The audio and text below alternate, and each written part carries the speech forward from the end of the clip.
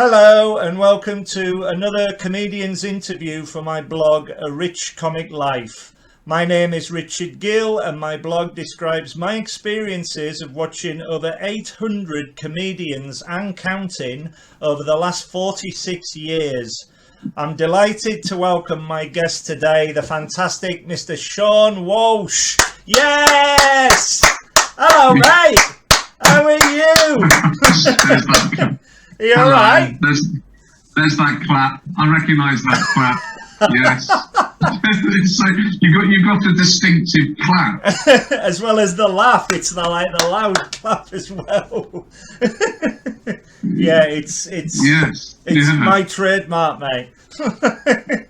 So you're all right then? How are you doing? Yes. Are you all right? I'm doing fine. I'm just writing. Trying to use the lockdown to write things and make things, but yeah, so sort of quietly enjoying it really. To be honest, the thing is, I quite like it. If there wasn't this sort of financial aspect of, you know, how do you earn money in lockdown, if there wasn't that, I'd probably be all right with this forever. You and me both, my friend. It's great just doing zero. Right. Exactly. So we're going to talk about your comedy career over the next 45 minutes or hour or so. And let's go right back to the start. I think you are an absolutely brilliant observational comedian. And you're one of my current favourite comics on the circuit. How did you begin? What inspired you to be a comedian? Well, first of all, that's very nice of you to say that. That I appreciate that a lot. It's lovely. It's always it's like it's what you sort of to do it so that it's quite unbelievable when someone says that you're one of their favourite comedians. I'm always blown away. I'm not sure people realise how much it means to me. Like I remember doing a Chiswick Headliners, I think sort of in between the lockdowns. Yeah. And someone came up to me and said that they had come, that their girlfriend had brought them to see me, and I'm always amazed by it. I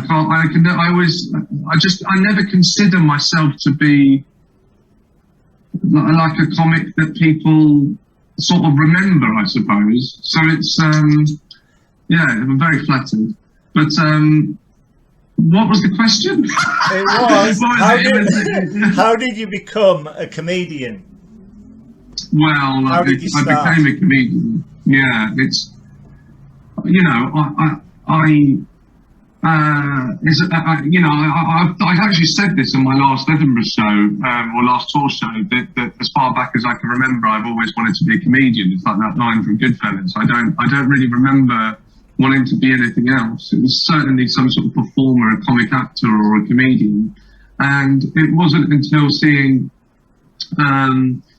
Lee Evans, when I think I was 11, that this idea of stand-up comedy was born in my mind, that there was this thing where there was just a person making people laugh. This was unbelievable.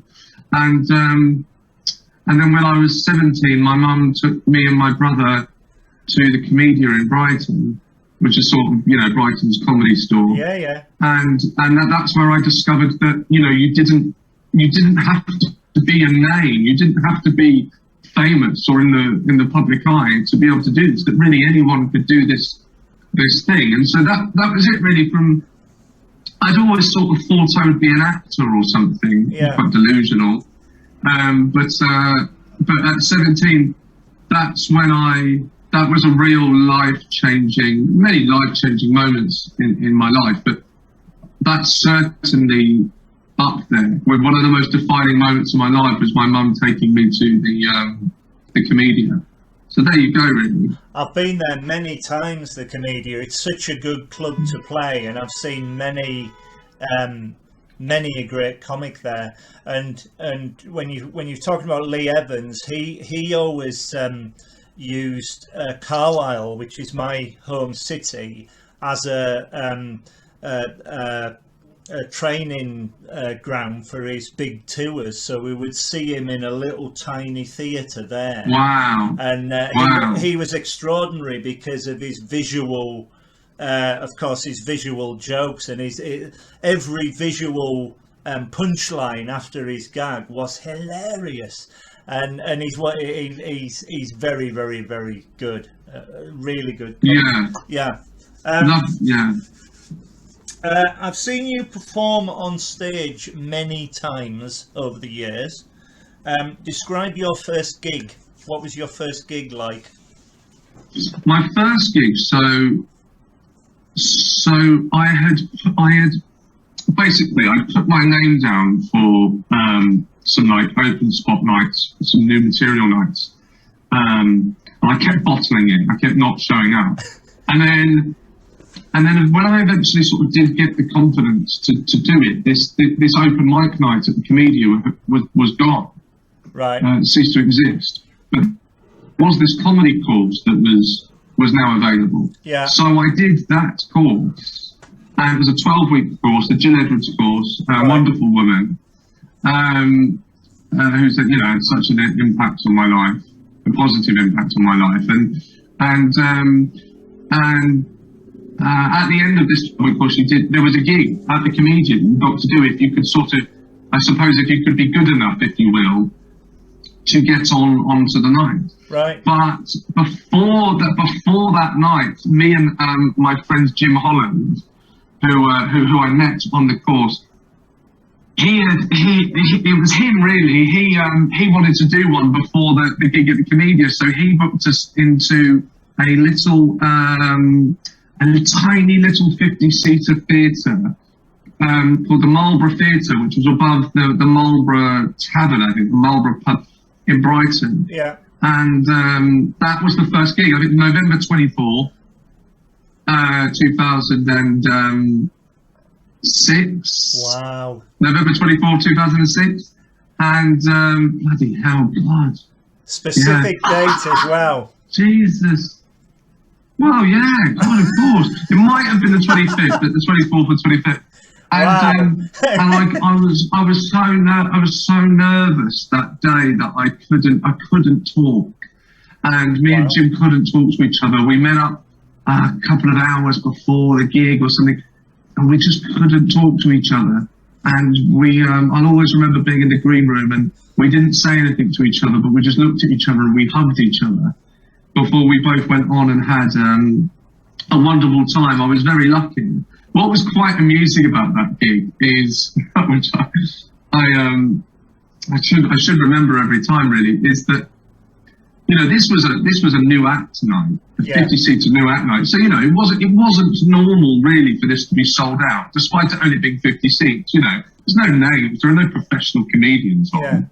But one guy, I think from Bournemouth or Portsmouth, somewhere along the coast, one young guy who was about my age had brought a coach load of people to support him at his gig, and so it was sold out. Wow! And that meant there was a real energy there. Brilliant for me and Jim. But what was so funny is he struggled.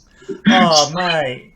I know. He had to get that coach home with all those people that had seen him. And he had struggled in front of the poor guy. But that's this feeling that you got after this gig, I'd never had a feeling like it. And it would be a very addictive feeling that you carry on hunting for a career. That's why I write this blog, because I went on a half-day writing course through Amused Moose to try and improve my writing skills. And I went there, and I went with a load of people who wanted to be a reviewer. And I sat there, and she came round to me and she went, "Why are you here?" Very direct. And I said, I'm not a reviewer, I'm not a diarist, I'm not a critique. What I am is a member of the audience, and I'm out to have a good time. And I go and I enjoy myself, and I got this idea for this blog. So I regard the blog as an enthuse. It's like a celebration of all the brave heroes that go out there and actually have a go and do it. Because it must be, when it goes well, it must be the best feeling in the world. It's funny, isn't it? Because obviously, you know, we're doing this in lockdown 3. Yeah. And it's been a while. I forget I do forget very easily what a wonderful feeling it is. I never want to go back on stage. It's always, if you give me a bit of time off, I don't want to go back. I'll become absolutely petrified. Well, I really hope you do. Well, I will, of course. It's my job.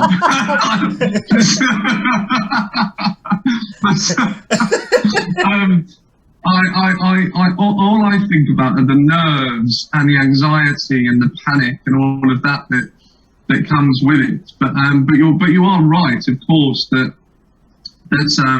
when I go and I think of a new idea, and I think I'm as a comic, I try to get on stage with the idea fully formed, as opposed to, I remember me and Romesh discussing this. You know, Romesh is very happy to get up and sort of and see what flies and let that take him in the direction. If I'm not putting words in his mouth, but I don't like that, and I like to try and have it fully formed and go up there and then start from there. Really. Yeah, yeah. So, but what I mean is when that works. It's such a rush. I would say, by the way, that that a lot of comics, I think, certainly from my experience, would say there's nothing better than the feeling of something new working. And I actually disagree. I think the best feeling for me is actually something that you've tried, you haven't got to work, but then you've fixed in maybe 2 and 3, possibly 4 gigs. And then you finally made it work. For me, that's actually the best feeling in stand-up. Not just sort of trying something and it working. Because obviously, most of the stuff I try does work. I'm joking. So you've yes, I like your modesty. It does. No, I'm joking. What I was going to say was, but it is a determination to get it right, because if you've got a good idea and sometimes you may need 2 or 3 goes, the brilliance of getting it right and the reaction from the audience is amazing. I suppose it depends on who you're talking to. Right. I think that I'm instinctively, I would say that's one of my strengths. My instinct for it is one of my strengths. But I find fixing something a lot harder. The sort of maths, if you will, of it. So for me, I think I get more of a satisfaction from the fixing, but simply because I find that harder. So yeah. That's brilliant. That's such a good answer. What do you generally like to talk about on stage? Do you have any themes? Is it just ordinary life? Is it what things that have happened to you? I think for me, and you develop over the years, and I have sort of, you develop, but you also you change as a human, and the act can sort of, it can come with you, or if the act is really locked in, then maybe your life can change, but the act stays the same. And I've tried to sort of strike a balance between the two. I think, my life has changed a lot since I started stand-up. So the act has had to change, because you don't want it to be, you don't want it to completely be a character. You still want it in some way to be, I think, an extension of you. I think that's the magic of you as an act, because you're so original with picking a word or a subject and just describing it so it's so relatable to an audience. The three that come to mind, your hangover routine, which which one? I was in my 20s. There were you know, these you can pull from tens and tens of routines about hangovers. Hangovers, bin liners, which I loved. When the bin liner got full and you didn't want to empty it. And at your last show, where you were kicking, you were describing kicking a football to a neighbour, and you had to go and get the neighbour's ball. When you were a child and you had to get the ball back after kicking it over the fence. Those three, just off the top of my head, I can remember crying with laughter at you talking about them. You probably heard me in the back of the audiences, because I saw them. We all heard you. We all heard you, Gil. But that's your great gift to relate to an audience, I think. You know, so thank you. That's very kind. And I think what makes me laugh the most in life is someone's impatience, you know, and frustration. And like all of us. Yeah, exactly. And I think when I find myself in that mode, I try and capture that and put that into the routine. So I actually said to Paul McCaffrey a while back on the phone, for whatever reason, I said that I don't know what we were talking about. We're talking about comedy quite a lot because he's such an enthusiast. It's amazing. Oh, it's brilliant. But I try and the act, you know, my act is me when I'm late and I'm stuck in a queue. That's my act. That's who when you see me on stage, that's who you're watching. You're watching me running late and stuck in a queue. So it's not, of course, it's not completely me, but there is in that act on stage that you watch is that, that guy does exist in me, and he's utterly irrational and unreasonable. But I think that's what I love about it, mate. That's quite funny. That's what I love about it. Can you tell me, what do you think makes a good comedian? Oh, well, I think that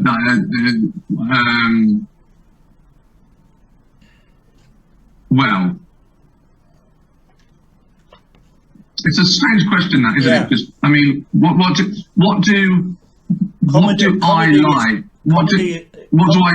Sorry, go on. Karen, I was just going to say. I was just going to say, comedy is very subjective, so it is quite a difficult question. Yeah, it's very subjective, and I think that, I suppose, I'll tell you what I like. This doesn't mean that it makes a good comedian or what. I don't know what makes a good comedian. I've got no idea. Maybe that's my problem. but I think that I really like it when I'm watching someone on stage, and I believe them, and I believe that the person I'm watching on stage is the person off stage. Yeah. And I think it's quite a special thing, that, and I think a few people have it, and I love watching it. And I think when it's more about, what was it Buster Keaton said? Oh shit! What did he say? Buster Keaton said something like a good comedian does funny things. A great comedian does things funny. Yeah, I've read that quote. Yeah. And I think, I suppose, that quote stood out to me because I think that's what I look for when I'm watching a comic, is when it's just, they could do anything really.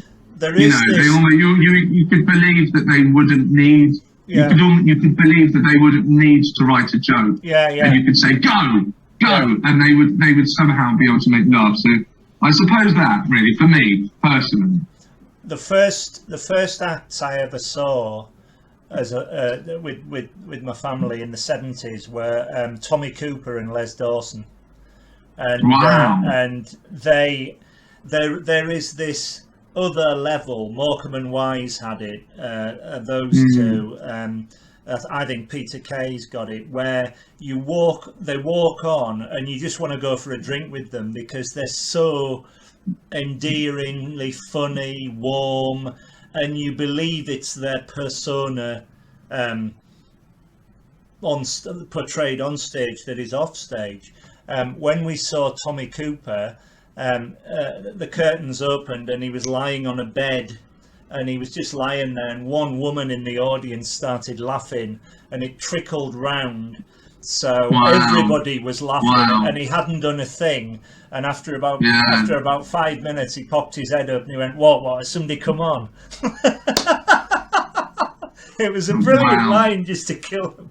And he was just extraordinary. Ken Dodd is another one who he was all gags, but my God, he was there to make that audience laugh. I've been there 4 or 5 hours in the crowd watching him, convulsing with laughter. Ken Dodd. He famously has the Freud quote where he said Freud said that a laugh trickles up from this great long word through you and then out through your mouth. Mind you, he said Freud never played Glasgow Empire on a Friday night. And it's all these wonderful stories that having seen them all, luckily, that you pick up over the years. But it's fascinating, it really is. Let's move on. You won the Leicester Mercury Comedian of the Year in 2009, as well as the Chortle Best Breakthrough Act in 2010 and the Chortle Best Compare nominee in 2011. Can you describe these experiences of entering competitions and getting so far in them, because they're thoroughly deserved? Oh, well, you don't know that. You never thought about that. Well, they're thoroughly deserved now. Having seen you now. I should enter Leicester Mercury New Act of the Year now. So that would go down well. Look, I don't really, to be honest with you, the only thing when I think about the competition years, if you will, was that I think I got into all the finals, or most of the finals, and I just kept on finishing second in every competition. I would come second. So all I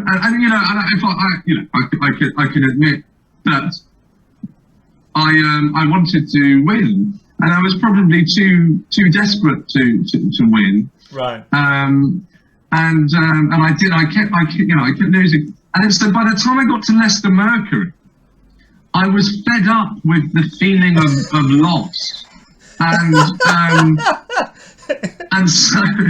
so I didn't. Annoyance.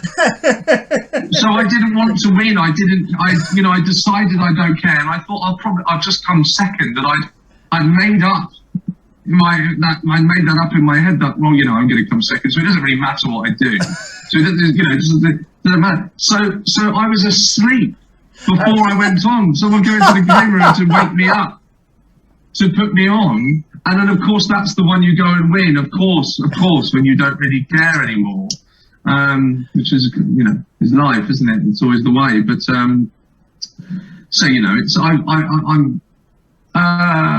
it's weird, those new act awards and stuff. They're good. They're lovely for the time, but I think I don't know. I don't know what I think about those sorts of things. Do you think they get folk recognised? Do you think they're good? Do you think if you hadn't have done them, you'd have got where you are now? It's all very interesting because some of the people I talk to like them and others don't. Yeah, I don't know. I mean, I don't know, because I don't really know. I don't know if I got something out of them, and all of that stuff. I don't really know if I did or not. And, you know, they're not nice things. They turn this thing that should be about making people laugh and having a wonderful time and, you know, making a tit of yourself and expressing yourself on stage and pandemonium. And then it's sort of, it's then suddenly put into this competitive market, and suddenly your peers are your enemies. I don't know. I'm not. I wouldn't say I enjoyed the. I'm not sure I'd say I enjoyed the process. But look, hey, they work out great for some people. Some people win them, and then they get the show, and they get to do the next thing. So, you know, I don't suppose there's no any other way of doing it. You know, that's where all the agents and the producers go to see the new talent. And there you have it. You mentioned before about nerves. How do you cope with any nerves before you go on stage? Do you have a way of calming down?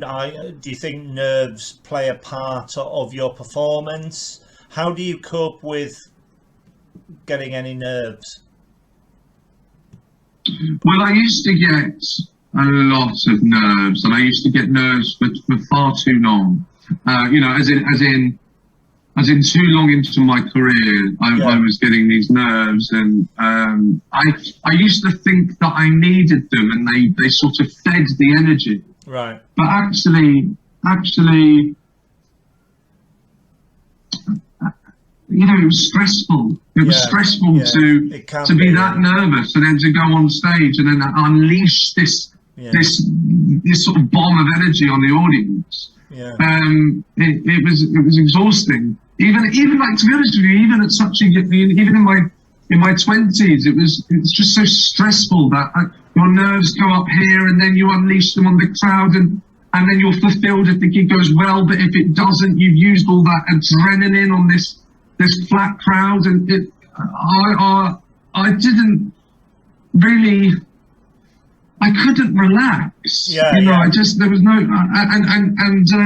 and so when I sort of got to my 30s, I really worked on being able to just walk on stage, and starting from where I would be in real life, and then you know, in the duration of the set, you know, turning it up and just being in more control of myself on stage. So I practiced that by remaining seated before I went on. You know, if you're on a mixed bill and there were comics, I'd make sure that I didn't get up, that I was just rooted on the ground, and so that my nerves couldn't, you know, I wasn't pacing up and down. And I would make sure to try and not think about the gig, to make sure I was talking to, you know, the act, and really to hold off thinking about the sets that I was about to do until I was walking onto the stage. So that's where I sort of ended up, really. And did that work for you? I think that. Well, I personally think that made me a better. It did lots of things. I think it made me a better performer. Right. But it made me be able to enjoy it more, because I was sort of in my own body, whereas before it was just. It was just, it was, God, I was so angry. And people mistook, I remember people that, I remember even comedians would mistake the sort of energy for confidence. Normally you think that the loudest, you know, it's very loud. I'm very loud, I know that, when I'm on stage.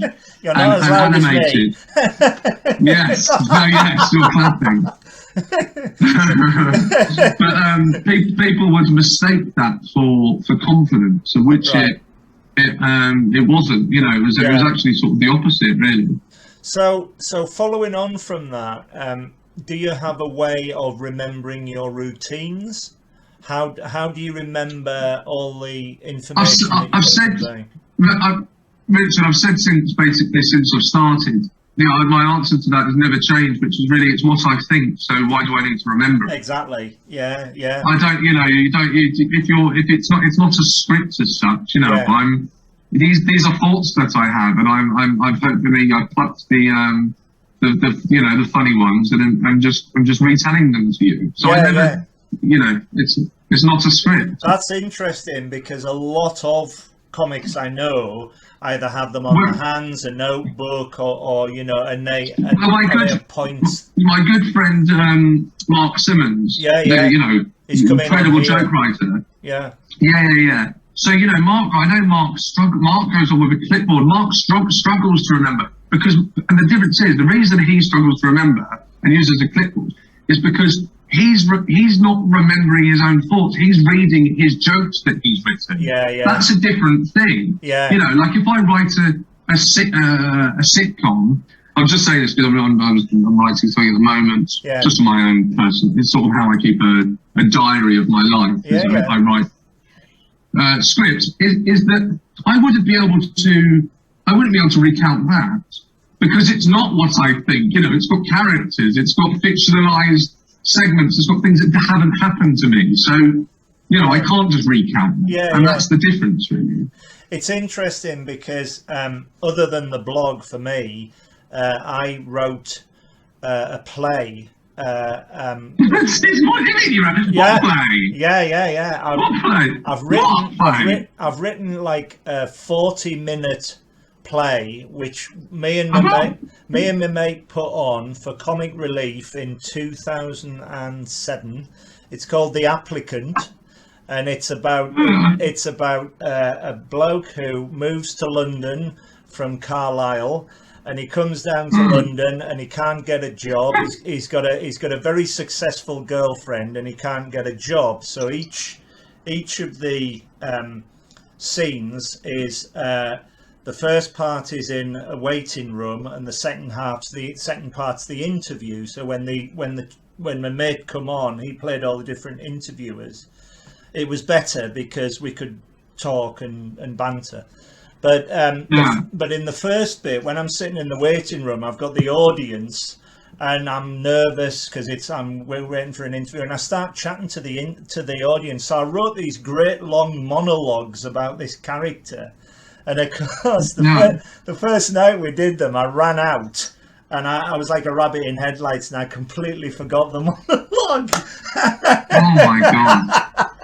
I would love to have seen that. I wish I could have seen that. So it's fascinating when you say it's just your thoughts, because it's what you're recounting over the last week or few weeks or whatever. But if you're writing something, I always thought with The Applicant, the best joke I wrote was the character was called Norman Oliver Hope, No Hope. And there was his first rejection letter I completely forgot. So I couldn't get his name out. But maybe one day I'll take it to Edinburgh. But we did... put it on at ABC and all the comics will come and watch and track you. Maybe one day, maybe. Revive it. I've still got the poster up there. Anyway, so let's move on again. Let's move on to Edinburgh. What was your first Edinburgh Fringe like? Oh God, first Edinburgh Fringe. Don't tell me you forgot it all. I did my first Edinburgh. I did the free Fringe on the Royal Mile with Caroline Maybe. Wow. Who's a friend, who's still a friend. It's weird. Me and Caroline didn't speak for years. Wow. And just because we didn't, I think our lives sort of just went in different directions. Right. But she lives in Shepherd's Bush, and we've been going for walks. Yeah. In the lockdown, so it's been really, it's lovely to see her again and reconnect. So I did a show with Caroline, and so was that actually on the Royal Mile? Or was it was in a pub. It was in the White. I think it was in the White Horse. Right. And it was me, Caroline, and Miriam Elliott. Right. Who I don't know what. She became an author or an illustrator. Right. And we were just, I was just, we once got a 1-star review, and I was just so hungover. All I did was drink, like I was 20, whatever, 2 or 3, I don't know, 22. I was just drunk. You know. That's why I love to go. Yeah. God, those are the days. I first went in 2005, and I've been going ever since. And because I live in Carlisle, because I go up to Carlisle quite a bit. It's only an hour away, so I go up there for a week, and I take a load of my friends up there, and we have the best time. And I've been going for 15 years solid. I see about 50 shows in a week. It's my holiday. Oh, you're mental. You're mental. Oh my God, that's made me feel sick. I feel nauseous. Oh my God. I've seen you many a time in the Pleasance Courtyard. You play the Pleasance Cabaret Bar quite a bit over the years. And I've seen I was sad to not be able to get that back for the last show and have to do a different room. I was really gutted about that. But yeah, the Pleasance Cabaret was, I have some of my was it in the? I have some of my fondest memories of stand-up in that room. Was it in the Gilded Balloon? Your last No. It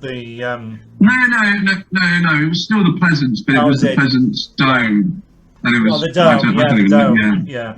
Because I've written down. I've seen many of your brilliant solo shows.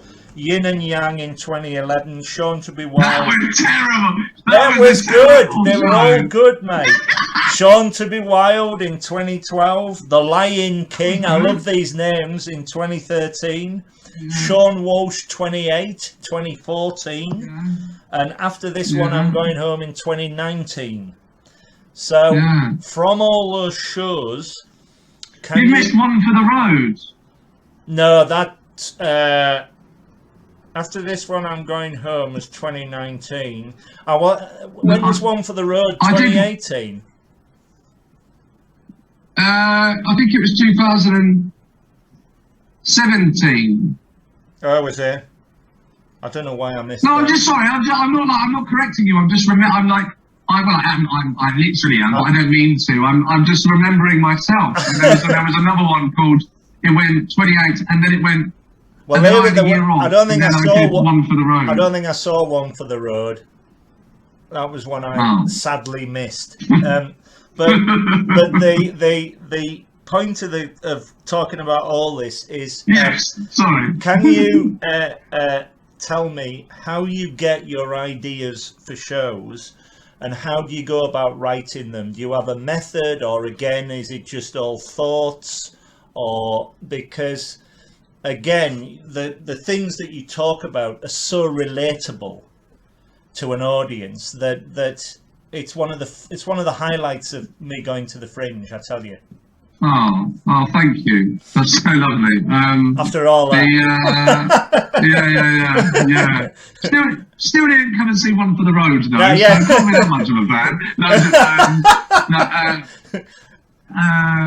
We might have seen. Well, look, I don't think I had two shows. The first Edinburgh show I did, which was I would happily punch myself in the face. Yes. And then there was Yin and Young, which is just ridiculous. Every time I hear the Yin and Young title, I think of Daniel Kitson finding out that was the title to my show and laughing and saying that is shit. And I was just so embarrassed. Oh man! But yeah, well, I love him. You know, he's amazing. He's joking. Well, he wasn't joking, but it's Kitson, so you'll allow it. But I think if those two shows had been mixed into one, I think that would have been a very, very decent first go at doing the show. Yeah. I didn't know what I was doing, mate. For the first one, for I'd happily punch myself in the face, I had done only 2 previews and got to about 40 minutes in both of them, and then was going to Edinburgh to do this hour show. I was completely out of my depth, as I always bloody was. So I did that. But I think by the time I did they're sort of sarcastically called Seann to be wild. Yeah. By the time I did that, suddenly something had changed where I was. There was this theme, but the theme was alcohol. It's absolutely mad. I believe you. I believe you. What was I thinking? An hour on alcohol and my drinking. I've defended this, and I will always defend this. I had nothing else to talk about. I was 25, I think, or 6. I was 26, and I was 25 or 26, and I was doing like a Channel 4 show called Stand Up for the Week. I was doing these things, so I was working quite hard, and then I was going out with my friends and getting absolutely shit-faced. That was the only thing I had to talk about, and so yes. And such brilliant detail. Yes, well, certainly in a lot of detail. But what it did sort of strangely teach me is how to, I think it taught me, is how to structure how to almost, not, it wasn't really telling of a story, but structure a show and have a beginning and an arc and all that stuff. Yeah. And so the next year I then was nominated for the best show. Yeah. And that was really out of the Seann to be Wild show, the booze. And The Lion King was just a follow-up to that. It was the sequel. It was in my mind, you know. Yeah. It was the sequel because it was me moving in on my own and trying to be the character from Seann to be Wild, you know, the guy from Seann to be Wild, and failing. And so it got nominated, and that was a very fond memory of mine. And I think there was a couple of nights during that run in Edinburgh of The Lion King that were just something was. It just all clicked, and they were the best shows that They were a couple of the best shows I ever did. They certainly, for me, I couldn't stop laughing all the way through. If I'd have known you then, you'd have heard me in the crowd. Yes. Yes. But believe me, we were there. Myself and my friends, we were just raving. I believe you. No, we were. And it's funny you mention Daniel Kitson, because I first saw him on Phoenix Nights before I saw him live. He was he played a DJ in the club in Phoenix Nights. Yeah. And he looked like me. He had the glasses on, and everybody, that's you. And it was very funny. And I thought I must make a point of going to see him. And then I went to see his show, his act, and it was completely, brilliantly so obscure. It was wonderful. Just incredible. Yeah. We're all living in very strange times. It's a weird time, all this lockdown and everything. How have you found online gigs as opposed to live gigs? I've not been doing them, mate. I did a couple in lockdown 1, and I really loved. You were there, weren't you? On the There'll Always Be Comedy. One of the ABCs. Yeah. I really enjoyed that. I think the familiarity. Wow, what a weird world that James Skinner's built, where the comedians feel like they know the crowd. It's amazing, and but it just, I feed off the well, it is, I suppose. I feed off the crowd and the energy and the noise, and that's really what gets me going. Yeah, that's my my petrol. Yeah, and I just don't really.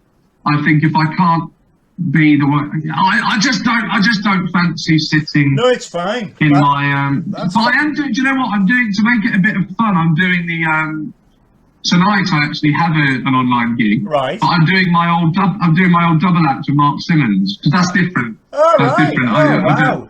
I don't have to sort of spend so much of myself on that. No. I'm just having a laugh with my friends. Oh, brilliant.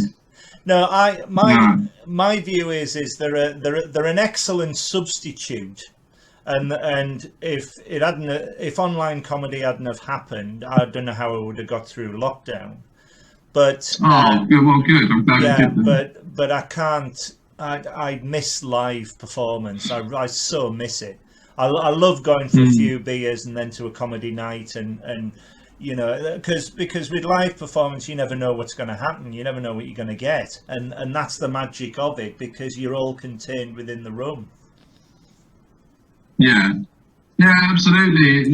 Right. The only other thing I want to say as well is with Always Be Comedy, with any of the online comedy nights, because I go to a few now. I go to Jarlath's one, the Irish, the Return of the Crack on a Friday night. I go to Seann James's one, the Happy Mondays one. They're all online big comedy nights.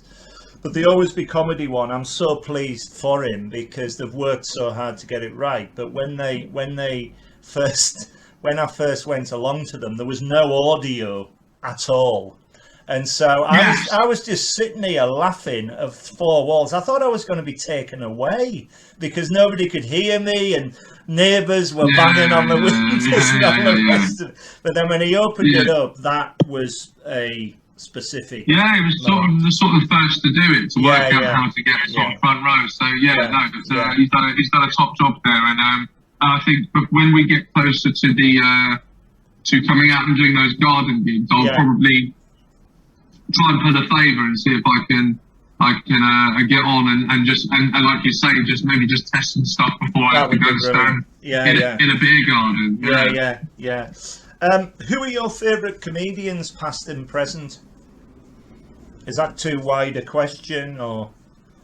No, well, God, you know, it's obviously would be anyone's, and Stuart Lee, and but then, you know, by the same token, you know, Lee Evans, and of course Dylan Moran, and you know, I love Jack D.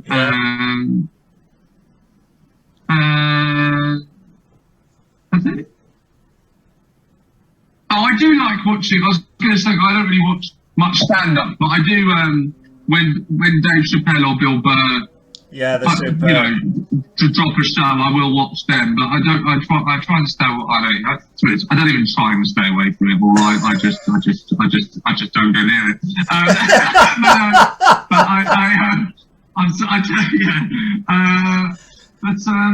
The reason I ask it is. I'll tell you what though.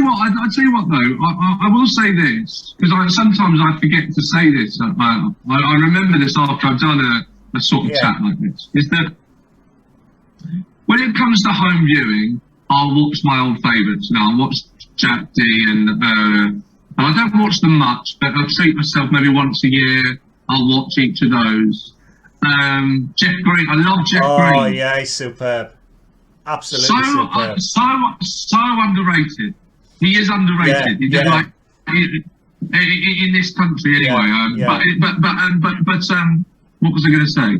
Is I love watching live comedy, and I love watching when I'm there, and there are people on the bill that I like and get on with. I love watching them, and I do love it. So I sometimes think that I don't really like, I sort of sound as I get the impression sometimes I don't like stand up because I don't watch it at home and I don't really want it in my life. But I love it. I just love the real thing. That's all. I just don't really like watching it on telly. But I really, really, really do love it. When I'm I believe you. I'm just sort of remembering myself though. That's because I often say I try not to watch anything, but yeah, no, I do. I love it. I do Top Secret a lot, which is sort of my club. I see it as my club, and when friends are on and you're on the same bill, I love watching them. It's just so I laugh. I end up being a bit like you. I end up laughing more than everyone else. It's amazing. It's very rare I sit in silence. Yeah. So, Seann, like me, do you go to a lot of comedy gigs as a member of the audience? The long answer to that is no. Right. So the other question for that is, if you're on a bill of comedians, will you stay and watch the rest of the acts? Yeah, I will. If my friends are on, I love to stay and watch. If there's an act I love, I could name loads. But Yeah. I mean, I did a bit. I was on a bill. Was it? Actually, it was before. I think it was before COVID. But it was headliners Chisholm, and Seann was hosting. Right. And the bill was, the lineup was Paul Tompkinson, myself, and Tom Staggs. What a bill! I swear to God, it was just incredible. That's fantastic. Watching those two. Thompson's a friend of mine. Yeah, he's brilliant. I think he's an absolutely phenomenal stand-up comedian, and I think that him and Tom Staggs did one of the best sets I've ever seen. Ever seen. It was absolutely incredible. So if there are people, the thing is, I grew up. My comedy sort of education was watching your Tom Staggs and your Paul Tompkinsons live at Comedia. So to me, that I not look up to those guys, but like they're still, I see them and I still worship them. They're to me, that is so good. That is so good. Tom, they're the best. Yeah. But no, they go out on the week. People. There are a lot of comics on the circuit that go out, tough rooms, and people don't know who they are, and they go out there and they absolutely crush it. That is phenomenal. When you look at the level of comedy nowadays, where it's not about, sort of making that room laugh as much as you can, and there are these other sort of aims of performing.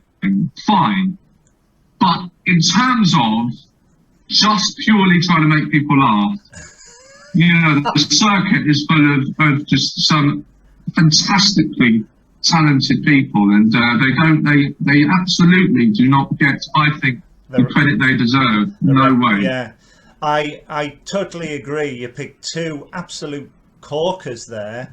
Whenever they appear, and they're so very friendly as well. They always, hello Rich, nice to see you again, and you're it's just fantastic, because you forget how many great comedians there are, and that's why this blog exists, I suppose.